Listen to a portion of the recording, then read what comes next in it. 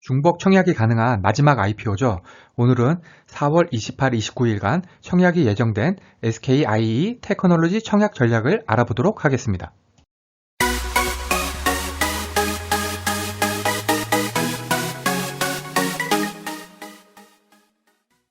우선 회사 소개인데요. SKIET는 2차 전지 핵심 소재 중 하나인 분리막을 설계, 제조, 판매하는 회사입니다. 매출을 보면은 전기차 부분 매출이 계속해서 증가하는 것을 알 수가 있습니다. 그러다가 2022년 돼서는 IT형 분리막 매출을 뛰어넘었네요. 하지만 저는 공모주 할 때 회사에 대해서 자세히 공부하지 않습니다. 저는 회사의 장기 성장성을 보고 주식을 들고 있기보다는 거의 상장일에 아니면 하루 이틀 안에 전량을 매도하기 때문인데요. 그 이유는 여기 오른쪽 상단에 링크되어 있는 제 SK바이오사이언스 매도 전략 영상을 참고하시면 좋을 것 같습니다. 그 영상에서 제가 SK바이오사이언스 때도 상장일 첫날 매도를 추천드렸는데 실제로 그날 매도하는 게 정답이었죠. 청약 일정을 살펴보면 공모가 확정일이 4월 26일 월요일입니다. 그리고 청약일은 4월 28일, 29일 양일간이고요. 환불일은 여기 납기 기일에 해당이 되는데요. 5월 3일입니다. SKIET IPO 대표 주관사가 미래에셋 대우증권인데요. 미래에셋 대우증권이 대표 주관사가 되면은 환불일을 꼭 청약일 뒤 이렇게 4일 정도 잡더라고요. 청약 금액으로 돈장 사려는 것 같아서 참 씁쓸합니다. 아무튼 청약일 확인하시고 미리미리 증권사에 계좌 개설해 두시기를 바랍니다. 공모가를 살펴보면요. 주당 희망 공모가액이 78,000원에서 105,000원으로 되어 있습니다. 이 정도 규모의 회사면 거의 최상단으로 공모가가 결정이 됩니다. 그래서 105,000원이 최종 공모가가 될 것으로 예상을 하고요. 이거는 공모가 확정일인 4월 26일에 기관 경쟁률과 함께 확인이 가능합니다. 그런데 105,000원이 적정 가격인지는 잘 모르겠네요. 우선 공모가 기준으로 시총이 7.4조가 되고요. 따블이면은 15조, 따상이면은 19.4조 정도가 됩니다. 따상이면은 모회사인 SK이노베이션 수준이니까 너무 부담스럽고요. 따블만 되더라도 양극재 대표회사인 포스코 케미칼의 시총보다도 높네요. 개인적으로 이번에는 따상을 노리기보다는 따블 정도를 목표로 잡아서 청약해야 하지 않을까 생각해 봅니다. 목표 주가는 26일에 공모가가 확정된 다음에 매도 전략과 함께 영상을 올리도록 하겠습니다. 공모 내용을 살펴보면은 신주 모집이 855만 6천주, 구주 매출이 1283만 4천주입니다. 이 중에서 우리사주 조합이 20% 정도를 차지를 하는데요. 공모가가 10만 5천원으로 확정이 되면은 금액이 4,492억 원이 됩니다. 직원 수가 208명이니까 1인당 21.6억 정도가 필요합니다. 따라서 미달 가능성이 매우 높아지겠죠? 이게 미달된 주식은 일반 공모 이쪽으로 넘어가게 됩니다. 하지만 이번 영상에서는 미달이 없는 것으로 계산하도록 하겠습니다.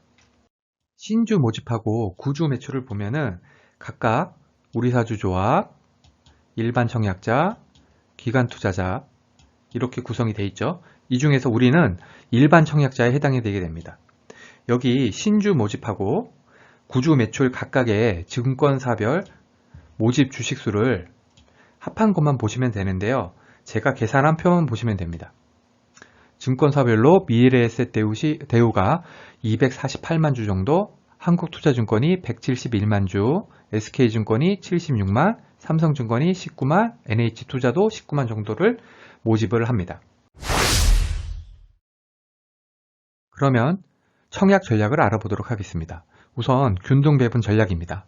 5월 20일 이후에 증권신고서를 제출한 종목은 중복 청약이 금지가 되어서 한 곳의 증권사에만 청약이 가능합니다. 따라서 이번 SKIET는 여러 곳의 증권사에 청약이 가능하죠. 그래서 가능한 모든 증권사에 기본 10주만 청약을 해서 균등배분을 많이 받아야 됩니다. 10주에 해당되는 가격이 105만 원이죠. 그런데 청약 증거금으로 절반만 있으면 되니까 10주 받는데 52만 5천 원이 필요합니다. 그래서 5개 증권사에 청약을 하면은 총 262만 5천 원이 있어야 됩니다. 그러면 균등 배분으로 몇 주나 받을지 한번 계산해 보겠습니다. 우선 지난 SK바이오사이언스 때 증권사별로 청약한 사람의 수를 사용을 했습니다. 그 숫자가 여기 있고요. 그리고 미래에셋 대우의 모집 주식수가 248만 주 정도인데 그 중에 균등 배분은 50%인 124만 주입니다. 그래서 이 균등 배분 주식수를 청약자 수로 나눠주면은 배정 주식수가 나오는데요. 미래에셋 대우증권 같은 경우에는 기본으로 2주를 받고 59% 확률로 한 주를 더 받을 수가 있습니다. 한국투자, SK, 삼성증권, NH투자 전부 다 똑같은 방식으로 계산을 하면은 한국투자증권은 기본 한 주에 56% 확률로 한 주를 더 받을 수 있고요. SK증권은 기본 3주에 29% 확률로 한 주를 더 받을 수 있습니다. 삼성증권하고 NH투자증권은 기본 주식수는 없고요. 24%, 15% 확률로 한 주씩을 더 받을 수가 있습니다. 그래서 혹시 증권사 개설이 귀찮거나 해서 일부 증권사에만 청약을 하겠다고 하면은 청약해야 하는 순서는 SK증권, 미래에셋대우, 한국투자, 삼성증권, NH투자증권 순이 되겠죠. 다만 이거는 SK바이오사이언스 때 청약자 수 기준이기 때문에 이번 청약자 수는 달라질 가능성이 매우 높습니다. 그렇게 되면은 이 배정 주식 수도 바뀌게 되겠죠. 따라서 증권사별로 52만 5천 원만 있으면 되니까 저는 모든 증권사에 기본 청약하는 것을 추천드립니다. 이번에는 비례배분 전략을 살펴보겠습니다. 비례배분은 총 청약 규모가 중요한데요. 이전 대형 IPO를 살펴보면은 SK바이오사이언스의 청약 규모가 63조, SK바이오팜이 한 31조, 빅히트가 58조 정도였습니다. 따라서 이번 SKIET의 청약 규모는 한 60조 원 정도로 예상하면 적절하지 않을까 생각이 들고요. 그런 경우에 경쟁률은 427대 1이 나옵니다. 이 영상에서는 계산하기 쉽게 400대 1 정도로 가정해서 계산을 해보겠습니다.